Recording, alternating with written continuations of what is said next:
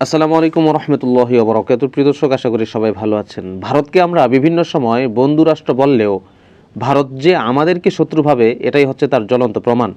দেখেন, স্ক্রিনে আপনারা দেখতে পাচ্ছেন মুসলমানদেরকে কিভাবে তাদের বাড়িঘর থেকে উচ্ছেদ করে দেওয়া হচ্ছে, তাদেরকে বের করে দেওয়া হচ্ছে এবং জয় শ্রীরাম বলতে বাধ্য করা হচ্ছে।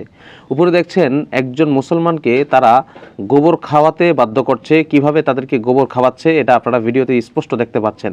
আরেকজনকে জয় শ্রীরাম বলার জন্য তার গায়ের মধ্যে টর্চার করছে। আর কয়েকজন মানুষকে, আরেকটা ভিডিওতে দেখছেন কয়েকজন মানুষকে তারা তাদের পুটলি নিয়ে, তাদের গাঁটটি নিয়ে তাদেরকে সরিয়ে দিচ্ছে এবং তারা পিছনে স্লোগান দিচ্ছে। দেখেন, বাংলাদেশের হিন্দুদেরকে কিন্তু মুসলমানরা কখনো এরকম কষ্ট দেয় না বা কখনো হিন্দুদের সাথে এরকম আচরণ করে না। তারপরও বাংলাদেশের মুসলমানদেরকে বলা হয় সাম্প্রদায়িক মুসলমান, যে তারা কোনো অমুসলিম যারা আছে তাদেরকে তারা শান্তিতে থাকতে দেয় না। তো তারা যদিও আমাদেরকে সাম্প্রদায়িক বলে, কিন্তু আমরা সারা পৃথিবীর দিকে তাকিয়ে দেখতে পারি যে পৃথিবীর মানচিত্রের মধ্যে যদি কোনো সাম্প্রদায়িক দেশ থাকে তাহলে সেটা হচ্ছে ভারত। কারণ ভারতে মুসলমানরা যে পরিমাণ নির্যাতিত, পৃথিবীর আর কোথাও আমার কাছে মনে হয় যে ফিলিস্তিন, আফগানিস্তান এইসব জায়গা ছাড়া আর কোথাও এরকম কি হয় না, নির্যাতন হয় না। সুতরাং ভারতকে আমরা বন্ধু ভাবলেও ভারত সবসময় আমাদেরকে শত্রু ভেবে আসছে।